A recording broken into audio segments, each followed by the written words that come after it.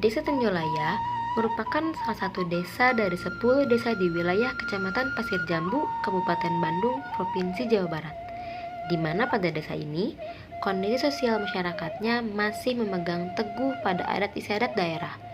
Kondisi sosial inilah yang selalu dijadikan dasar dan modal dalam melakukan setiap proses pembangunan, yang senantiasa dijaga, dipelihara, dan dikembangkan. Demi mewujudkan masyarakat desa yang mandiri, sejahtera, dan berkeadilan sosial, maka penting bagi pemerintah desa untuk menyusun rencana pembangunan jangka menengah desa yang disingkat RPJMDes sebagai pola perencanaan pembangunan desa secara partisipatif. Mari kita simak bagaimana sih proses penyusunan RPJMDes Desa Tenjolaya.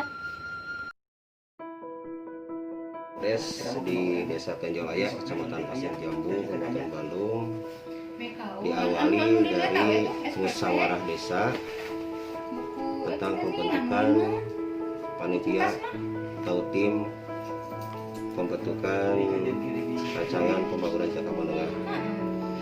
Nah, selanjutnya setelah dibentuk tim, ditetapkan, dibuatkan berita acara, lalu ditetapkan surat keputusan kepala desa tentang tim pembuatan atau penyusunan RPJMDes Desa Tenjolaya. Nah, setelah dibuatkan surat keputusan, lalu tim tersebut bergerak.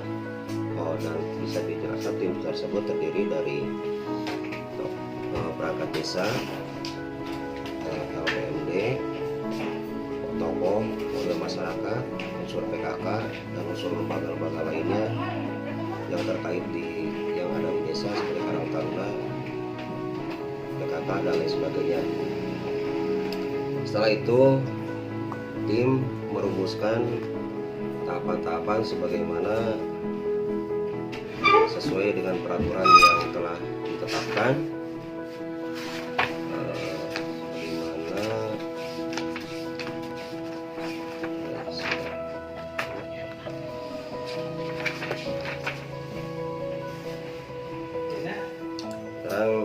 tim sebagaimana Peraturan Menteri Desa Nomor 17 Tahun 2011 tentang Perubahan Umum Pembangunan dan Pemberdayaan Masyarakat Desa tentang alur penyusunan RPJMDes.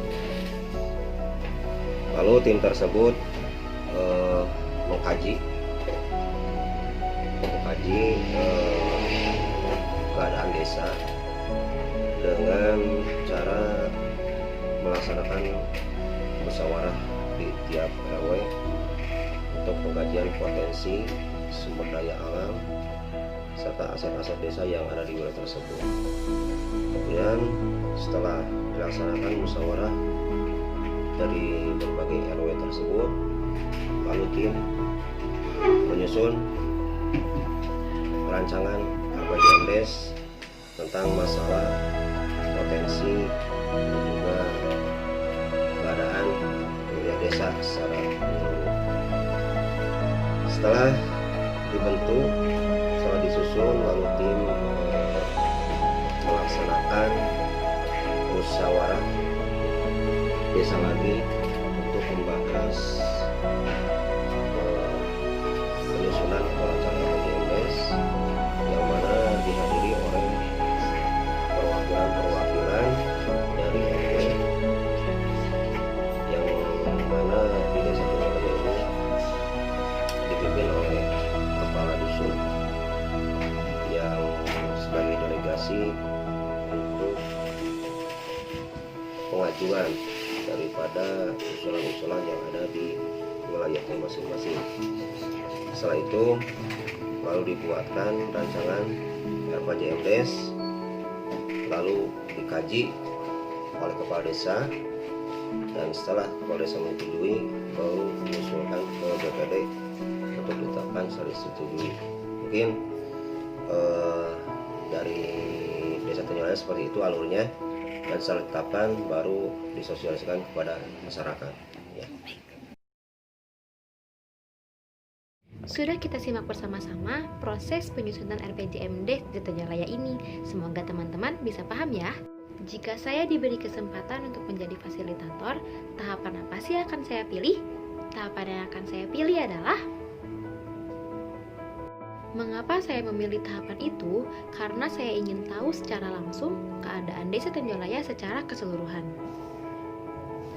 Setelah saya terjun langsung ke lapangan, saya akan mengetahui keadaan masyarakat desa seperti ekonomi, sosial, budaya, dan sebagainya. Setelah saya mengetahui berbagai hal tersebut, bersama dengan pemerintah desa, hal yang akan dilakukan selanjutnya adalah mengenali masalah-masalah yang dihadapi oleh masyarakat desa,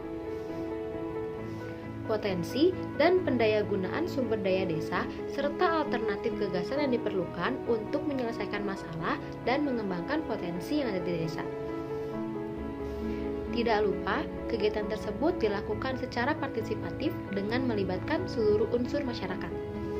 Bicara soal potensi desa, menurut dokumen RPJMDes, Desa Tenjolaya memiliki berbagai potensi yang dapat mendukung proses pembangunan desa.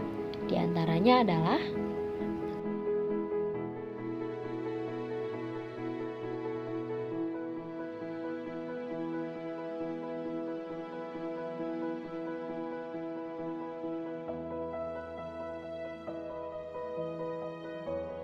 menurut dokumen RPJMDes Desa Tenjolaya, selain potensi yang dimiliki, ada juga berbagai masalah yang tengah dihadapi.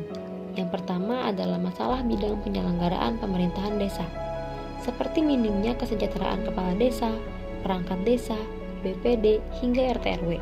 Lalu masih minimnya sarana dan prasarana operasional perkantoran dan ruang perangkat desa dan ruang pelayanan masyarakat. Yang kedua, masalah bidang pelaksanaan pembangunan desa, seperti belum memadainya sarana dan prasarana penunjang ekonomi seperti BUMDes, lumbung pangan desa, pupuk dan pakan organik untuk pertanian, penggilingan padi, lahan pertanian, serta sarana dan prasarana ekonomi lainnya. Yang ketiga, masalah di bidang pembinaan kemasyarakatan desa, seperti di bidang sosial, yaitu mulai menurunnya nilai-nilai lokal kemasyarakatan seperti kegotong royongan masyarakat dan kekeluargaan dalam gerakan pembangunan desa. Yang keempat, masalah bidang pemberdayaan masyarakat desa, seperti kurangnya mandiri dan berdaya di jajaran pemerintahan desa dan BPD. Yang terakhir adalah masalah di bidang penanggulangan bencana keadaan darurat dan mendesak, seperti minimnya pengetahuan satuan dalam penanggulangan desa. Selanjutnya, kita akan mengenal apa sih produk unggulan dari Desa Tenjolaya ini. Menurut hasil wawancara, produk unggulan dari Desa Tenjolaya adalah perkebunan kopi. Maka dapat dilihat dari rantai nilai ini ya teman-teman.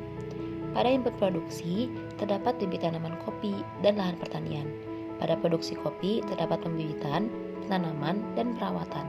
Lalu untuk transportasi, dilakukan pengolahan dan dikirimkan kepada penjual.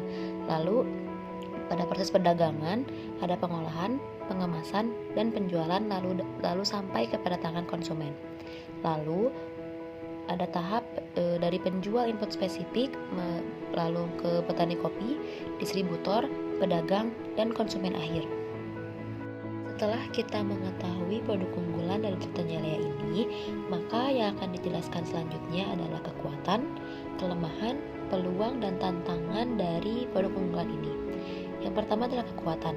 Kekuatannya adalah meningkatkan produktivitas produk unggulan Desa Tenjolaya. Lalu untuk kelemahan, kurangnya fasilitas atau alat pendukung perkebunan kopi. Lalu untuk peluang, meningkatkan input produksi pada bibit tanaman kopi. Dan yang terakhir adalah tantangan, yaitu ada banyaknya pesaing yang menjual produk kopi. Lalu untuk strategi yang dapat dilakukan adalah yang pertama adalah strategi SO atau Strength and Opportunity, yaitu meningkatkan produktivitas produk unggulan khususnya dalam peningkatan bibit tanaman kopi. Lalu yang kedua adalah strategi WO atau Weakness and Opportunity, yaitu meningkatkan jumlah dan kualitas perawatan perkebunan kopi. Yang ketiga adalah strategi ST atau Strength and Threat, yaitu memberikan edukasi mengenai persaingan usaha kepada setiap penjual kopi. Lalu yang terakhir yaitu strategi WT atau Weakness and Threat, melakukan controlling terhadap produktivitas kopi. Mungkin sekian yang dapat saya sampaikan dalam video ini. Semoga video ini bermanfaat bagi kita semua. Terima kasih kepada teman-teman yang sudah menonton. Bye!